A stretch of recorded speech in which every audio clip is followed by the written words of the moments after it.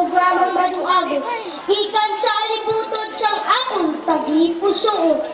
Sa inutanan, ako gatagang sang maayag-ayag na hapon.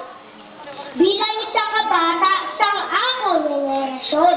Ako gakabalaka sang akong palaabuton. Kag sa inyo abitin kita makadulog. Kuning kalibutan, magbuka sa dalayon.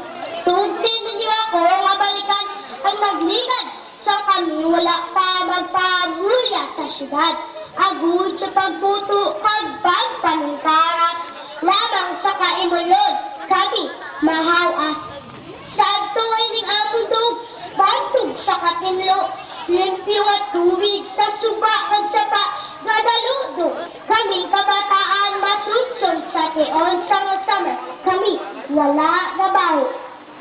Ang aming kabukiran ng hulay na dalaga, sa kahoy kag katapatan, ang nasang ambulansya, preska nga dupoy-dupoy sa hangin, sa ngayang gadapya, ang amon paglagaw-lagaw, luwas kag masadya.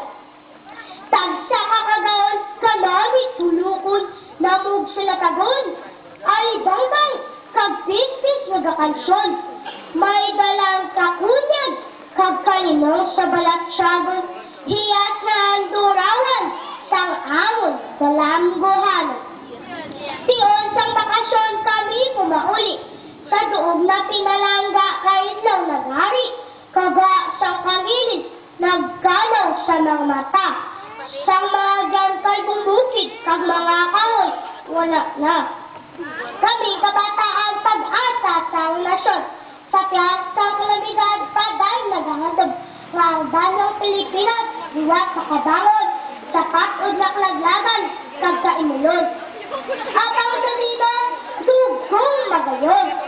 Matinlo o suba kag sapa, nga amon lang yun. Yan ang kakahuyan na mabugnaw ang silong, ang limpyo at tubig sa kauhaw, bulong. Hiyon na siguro ang atong lukaton, mga kalutang may puling sang kasakon. Ang uling tubo aton man pamitsarod. Kag hindi ang aton mga kaugalingon. 1 billion Pinoy sa kagon. Mga tigulang kagabataan sa kahoy mananom. Recycle, reuse, recycle sa basura gamiton. Sustainable agriculture sa umaintindihan. Pag-alig, pagkilot, pagustong paggamit sa bunang banggad. Inyaplikasyon bilang malugtatak sang duta. Panggarang kagulot, dapat sang manggad magpaamit. Kag magabangon ang Pilipinas, bantang at ang Diyos.